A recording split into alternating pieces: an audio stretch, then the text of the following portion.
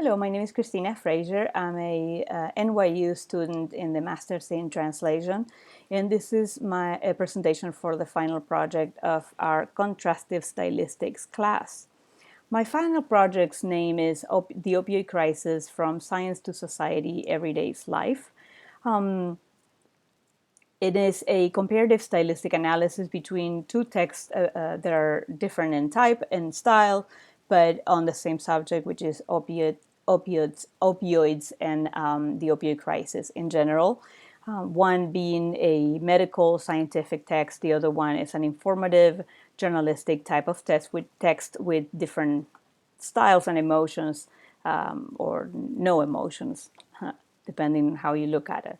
So why did I choose this subject? First of all, because it is a contemporary issue, something that we are seeing on the news every day. So I see it particularly in the legal environment very often.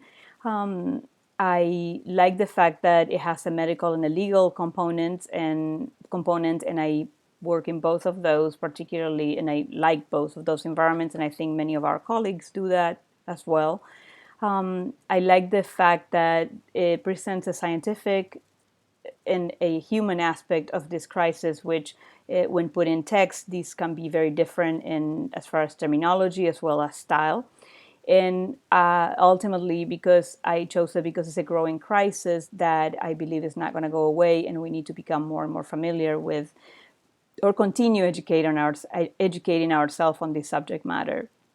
My source text number one is a scientific medical text from a academic resource, a website that is an academic resource for the colleges of medicine, dentistry, nursing, and science, and act in an interdisciplinary way for a university in Bogota. The format of this text was very different than what we are used to seeing on academic or scholarly journals in the United States. But however, because it lacks that superstructure, the typical introduction and just simple text, the way that we see it here. However, it is still a very straight, informative type of text, stating facts in an objective and logical and content focused manner. And as far as written genre text types, it is clearly fits into the empirical, descriptive, analytical type of genre text. The second source text is a journalistic report from BBC Mundo, which is part of BBC World Services and is oriented or aimed to the Spanish-speaking audience around the world. The format in this case is simply an online article, journalistic article, like we would see in any of the network channels or any of the, CNN or any other type of similar websites. It is also an informative text, but I would say that it has an expressive hybrid component with sort of a connotative appellative message, meaning that is aiming to pull people's heartstrings to almost like calling them to take action on this matter. And as far as genre text type as well, I also think that it does have a lot of components from the empirical, descriptive, analytical type, but it has a clear persuasive, prescriptive components within it. So, for example, the scientific source text the website presents graphs as well, and like I mentioned before, it does have the typical style of a online textbook more than a journal, and it has graphs and pictures, but they are very objective and straightforward with no emotion. They're simply scientific information expressed.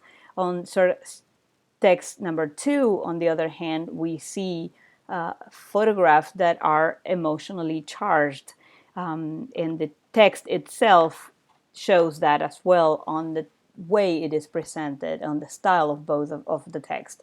Like we see the mother of a drug addict, we see a drug addict, a picture of a drug addict, and his story is going to be told on that article. So it's presenting a different aspect.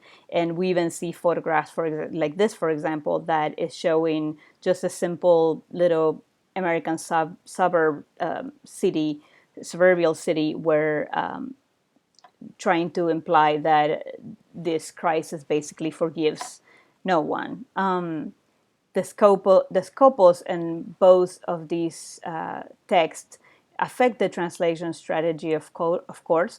The text number one, being a scientific text, has a lot less flexibility when it comes to style or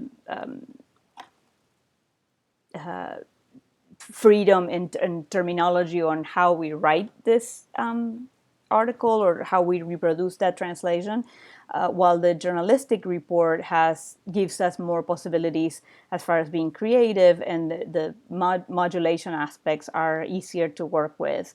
As far as terminology, on the text one, it's very scientific, very specific. We have to be. It requires a lot of precision on research, so it requires a lot of parallel text and in both languages to be able to choose the right terminology used on the target text. And in the journalistic report, my text number two, the terminology is much more colloquial, but at the same time, because when we are dealing with two different languages, we're also dealing with two different cultures, and sometimes the way things are expressed on one culture are not on the other. So it took a little bit of work on that as well with parallel text. So this is just, for example, one little example of how one fact is presented in two completely different ways.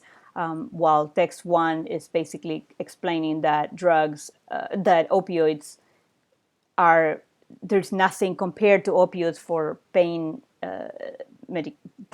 control.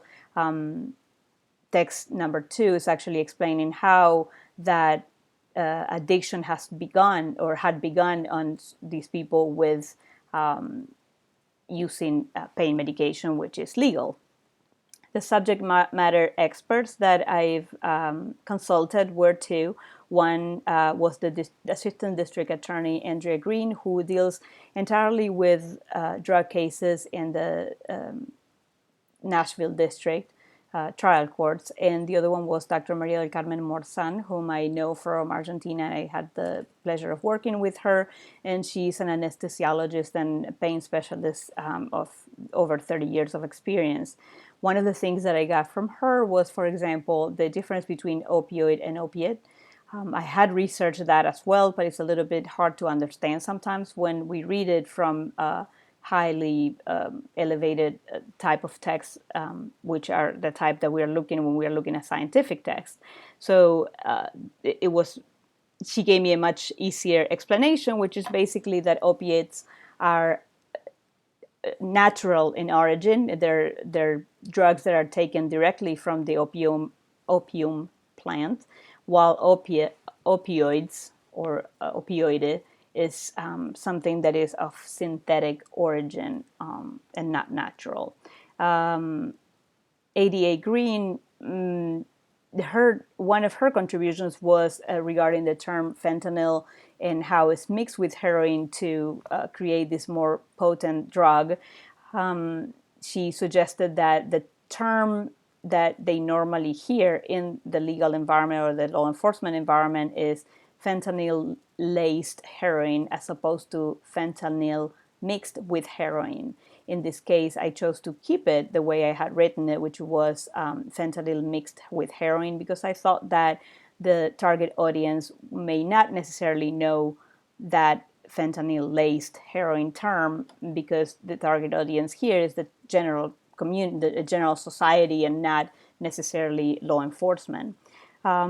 She also mentioned that I could add, when I mentioned naloxone, which is a drug that reverts the effect of an overdose from opioids, that I could add a clarification that Narcan is the commercial name of it, since the intention of source text number 2 is a lot more intended to call to action and inform people, general people, about that kind of subject. And perhaps if somebody comes into a situation like that and they may see the drug Narcan and may see naloxone and not know that it is the same thing. I also had some consultation with one of my fellow students, which was Bismarck Vergara, who has a lot of experience in the military and law enforcement environment as well. He suggested changing terms like group to team, and instead of saying chase after someone, to use words like pursue. So in conclusion, it was a very interesting project that allowed me to see how much more structured the scientific texts are in comparison to journalistic text, and how different the strategies that we need to work on that allow us to get to that final project, and at the same time both in a way interact with the other one and it provide us information that is useful to the other. I really enjoy the project for sure. Thank you.